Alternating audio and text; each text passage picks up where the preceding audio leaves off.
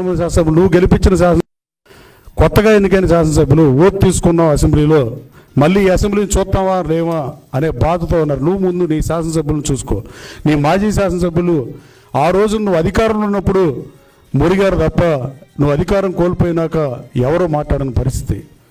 ఇది ప్రజాస్వామ్యానికి ప్రజాస్వామ్య మనుడికి మంచిది కాదు. ఇది డెఫినెట్గా గౌరవ సభ చేస్తానని చంద్రబాబు నాయుడు గారు దాని గౌరవ సభగా నడుపుతున్నారు. నువ్వు శాసనసభకు మీరు వచ్చినా మిమ్మల్ని అన్పార్లమెంటరీ వర్డ్స్తో మా కూటమి ఎమ్మెల్యేలు ఎవరు మాట్లాడే పరిస్థితి ఉండదు.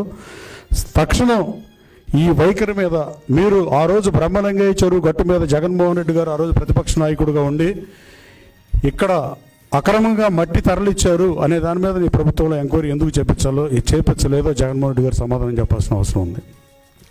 నన్ను రాజీ పడమంటే నేను రాజీ పడనని చెప్పా, రాజీ లేని పోరాటం చేస్తానని చెప్పా. ఎట్టి పరిస్థితుల్లో తెలుగుదేశం పార్టీ శ్రేణులకు అండగా ఉంటాను. నేను తెలుగుదేశం పార్టీలో చేరినప్పుడు చెప్పా, వైసీపీ కార్యకర్తల మీద కూడా తప్పుడు కేసులు పెట్టనని చెప్పా. అదే మాట మీద తప్పుడు కేసులు పెట్టట్లా, నేను ఒక్క కేసు కూడా పెట్టలా. కానీ ఒక దళిత కుటుంబానికి చెందిన వాళ్ళని కిడ్నాప్ చేసి వాళ్ళ తల్లిదండ్రులతో కేసు పెడితే దానికి కూడా బొత్స సత్యనారాయణ గారు లాంటి సీనియర్ రాజకీయ నాయకులు రెస్పాండ్ అవుతున్నారంటే మీరు ఆలోచించాలి. ఆ రోజున నీచమైన భాష మాట్లాడినప్పుడు కానీ తిట్టినప్పుడు కానీ మీకోసం మీ పార్టీ కోసం పోటీ చేసిన అభ్యర్థులను తోలనాడినప్పుడు కానీ ఎప్పుడన్నా ఒక్క వైసీపీ నాయకుడు నోరు మీద పెట్టారని అడుగుతున్నా. అంటే జగన్మోహన్ రెడ్డి గారు నోరు పెట్టడం మీరు మొదలు పెట్టరు. ఇలాంటి వైఖరి రాజకీయాలకు మంచిది కాదు. అలాగే ఇంకా ఈ అక్రమ లేఅవుట్లు ఎలా ఉన్నా సక్రమ లేఅవుట్లోని కామన్ సైట్లు కూడా రామవరపాడు కానీ ఎన్కేపాడు కానీ ప్రసాదంపాడు కానీ నున్న కానీ అంబాపురం నైనవరం ప్రసాదంపాడు ఈ ఎన్ని గ్రామాల్లో విజయవాడ అనుకుని ఉన్న నగరాల్లో ప్రభుత్వ భూములు అన్ని అన్యాక్రాంతం పడి వాటి మీద విచారణకి ఆదేశించాల్సిందిగా గౌరవ ముఖ్యమంత్రి గారిని కలిసి కోరతా. అలాగే భూ కబ్జాలు చేసిన విషయం కానీ గ్రీవియన్స్లో ఇచ్చిన విషయాలు కానీ ఇంకా ఎన్నో కేసులు రాబోతున్నాయని నాకు అర్థమవుతుంది. ఆఫీస్కి వెళ్తే 600-700 మంది గన్నవరంలో నేను మంగళవారం శుక్రవారం క్యాంప్ ఆఫీస్ నుండి రాత్రి 12 వరకు వచ్చేవాళ్ళు. కనీసం ప్రతి వచ్చే రోజుల్లో 40-50 ఈ కబ్జాల గురించి వీటి గురించి ఉండే పరిస్థితి.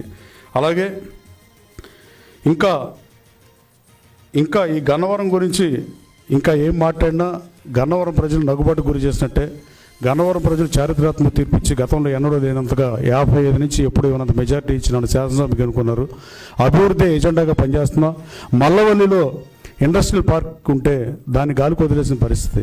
అసలు అభివృద్ధిని పట్టించుకోకుండా ఎంతసేపు పరుష పదజాలం మాడటం, మీడియా అటెన్షన్ గ్రాప్ చేయటం, మీడియాలో మాడితే అది గొప్ప అనే పరిస్థితిలో మాడటం, ఏ మాట వస్తే ఆ మాట మాట్లాడటం, సభ్య సమాజం తలదించుకునే మాటలు, అన్పార్లమెంటరీ వర్డ్స్.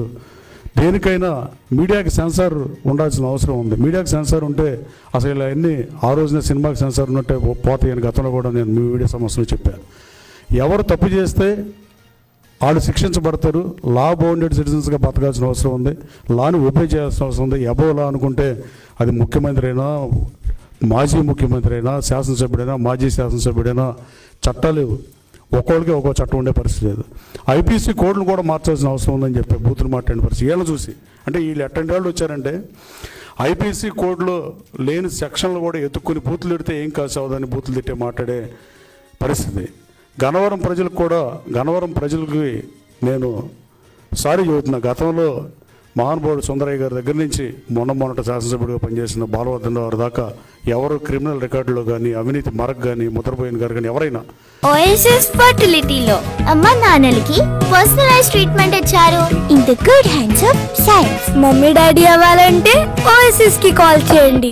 అసలు మకిలే లేదు. అలాంటిది గత 10 సంవత్సరాలుగా గన్నవరం ప్రజలు వేధించి గన్నవరం ప్రజలు నగుబాటుకు గురయ్యేటట్టు గన్నవరం ప్రజలు ప్రపంచంలో తలెత్తుకోనట్టుగా చేసిన పరిస్థితులు వాస్తవం కాదా? అలాగే ఇవాళ వైసీపీ నాయకులు సాయంత్రం కన్నా మీరు తప్పుని ఒప్పుకుంటే బాగుంటుందని మీకు చెప్తున్నా. మీతో కొన్నాడు పనిచేసిన దాంతో మీకు ఒక విషయం స్పష్టంగా చెప్పదలుచుకున్నా. నన్ను ఏ రోజు ఈ రాష్ట్రంలో 175 మంది వైసీపీ నాయకులు ఎవరు నన్ను విమర్శించిన పరిస్థితి లేదు, అదర్ దాని కొడాలి నాని ఇతను తప్ప. కానీ మీరందరూ ఇతనేదో మహానుభావులాగా ఇతనేమి చేయనట్టుగా మీరందరూ మొసలు కన్నీరు కాల్చడం బాధాకరం. మీలో చాలామంది ఇలాంటి భాష మాట్లాడరు. కానీ ఆ రోజున మాట్లాడింది మర్చిపోయారా? గురు గోవిందగంజ్లాగా మీరు మాట్లాడటం హాస్యాస్పదమని భావిస్తూ రాబోయే కాలంలో తప్పు చేసిన వాళ్ళు ఎవరైనా శిక్షార్హులే. అధికారులు కూడా వదిలిపెట్టే ప్రసక్తి లేదు. ఎంతోమంది తప్పు చేసిన వాళ్ళు శిక్ష పడిన సందర్భాలు ఈ దేశంలో కదా, పక్క దేశాల్లో కానీ పక్క రాష్ట్రాల్లో కానీ, రాష్ట్రాలకు ముఖ్యమంత్రులుగా పనిచేసిన వాళ్ళు కూడా తప్పు చేసిన వాళ్ళు శిక్షార్హులే. ఇక మాజీ శాసనసభ్యుడు ఇలాంటి వైఖరికి ఓడగట్టి గత 9 మాసాలుగా ఆ రోజున వైసీపీ నుంచి పోటీ చేసి ప్రగల్భాలు పలికి కావాల్సిన మీడియాతో కావాల్సిన క్వశ్చన్లు అడిగించుకుని చేసి ఇవాళ 8 మాసాల నుంచి నియోజకవర్గానికి దూరంగా ఆఖరికి వైసీపీ కార్యకర్తలకు కూడా గాలి కుదిలేసిన మాట వాస్తవం కాదని అడుగుతున్నా. రాజకీయాల్లో ఇది ఏమాత్రం మంచిది కాదు. గన్నవరం అభివృద్ధి నేను లక్ష్యంగా పనిచేస్తున్నా. మల్లవల్లి పారిశ్రామిక కారిడార్లు కూడా చాలామంది భూములు ఉన్న రైతులకు కాకుండా వాళ్ళ బినామీలకు డబ్బులు దోచిపెట్టిన పరిస్థితి వాస్తవం కాదా, దాని మీద కూడా నిజాన్ని నిగ్గు తేల్చాల్సిన అవసరం ఉంది. మల్లవల్లిలో దాదాపు నేను అశోక్ లైలాండ్ ప్రతినిధితో మాట్లాడి వెనక్కి తీసుకొచ్చిన తర్వాత గౌరవ ముఖ్యమంత్రి గారు 16.5 లక్షలకు ఎకరం ఇస్తే ఇప్పుడు దాదాపు 200 కంపెనీలు వచ్చే పరిస్థితి. 479 ఎకరాల అసైన్ ల్యాండ్ కూడా ఏపీఐసీ ఎక్వైర్ చేస్తున్నాం. రాబోయే కాలంలో పరిశ్రమలు తీసుకొస్తాం. గన్నవరంలో అతను శాసనసభ్యుడిగా ఉన్నప్పుడు కనీసం ఏపీఐసీకి ఆర్చ్ నిర్మాణం కూడా చేయని పరిస్థితి. గన్నవరం సెంటర్కి ఐడెంటిటీ లేకుండా చేసిన పరిస్థితి. భూమి కబ్జాలు, రౌడీయిజం, క్యాసినోలు ఇలాంటివి తప్ప ప్రజల ధనమాన ప్రాణ రక్షణను చేయాల్సిన అవసరం స్థానిక శాసనసభ్యుడిగా సర్పంచ్ స్థాయి నుంచి ముఖ్యమంత్రి గారి స్థాయి వరకు ఏ ప్రజాప్రభుత్వంలో ఎవరు అధికారంలో ఉన్నా ఈ 3 చేయాల్సిన అవసరం. ఈ 3టికి తిరోధకాలు ఇచ్చి ఆ 3టిని ఇబ్బంది పెట్టి అక్రమ కేసులు పెట్టి వైసీపీ అని కొన్నాళ్ళు, అక్రమ కేసులు పెట్టి తెలుగుదేశం పార్టీ నాయకులందరినీ జైలుకు పంపించిన పరిస్థితి వాస్తవం కాదా? అలాగే ఆస్తులు అన్యాక్రాంతమైన మాట వాస్తవం కాదా? రెవెన్యూ రికార్డులు ట్యాంపర్ చేసిన పరిస్థితి వాస్తవం కాదా? నరసింహారావు అని ఎంఆర్ఓని 5 సంవత్సరాల పాటు గన్నవరం బాపులపాడు ఇన్ఛార్జిగా 2 పెద్ద మండలాలు, ఒక 75,000 1,50,000 ఓట్లు, 2,25,000 జనాభా ఉన్న ఊళ్ళల్లో ఒకే అమ్మారును ఉంచడం అవినీతి చేయడానికి కాదని అడుగుతున్నా. అలాగే ఆ రోజు జాయింట్ కలెక్టర్ని అడ్డం పెట్టుకుని నేను 150 ఎకరాల ప్రభుత్వ భూమి అన్యాక్రాంతం అవ్వకుండా ఎయిర్పోర్ట్ దగ్గర నేను కాపాడా, 15 ఎకరాల ప్రభుత్వ విలువైన భూమిని.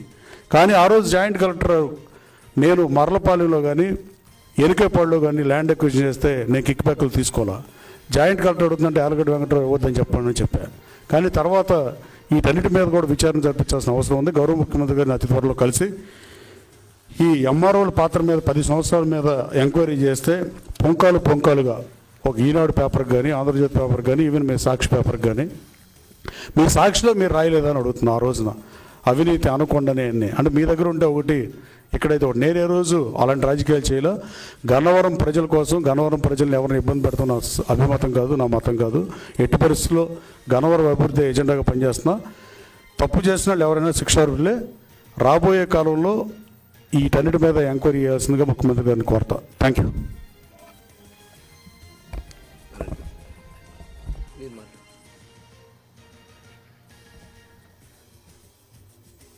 వల్లభనేని వంశీమోహన్ని అరెస్ట్ చేస్తే వైఎస్ఆర్ పార్టీ నాయకులు అక్రమ కేసులు బనాయిస్తామన్నారు, కక్ష సాధింపు ధోరణిని మాట్లాడుతూ ఉన్నారు. అక్రమ కేసులు బనాయించే సంస్కృతి వైఎస్ఆర్ పార్టీది.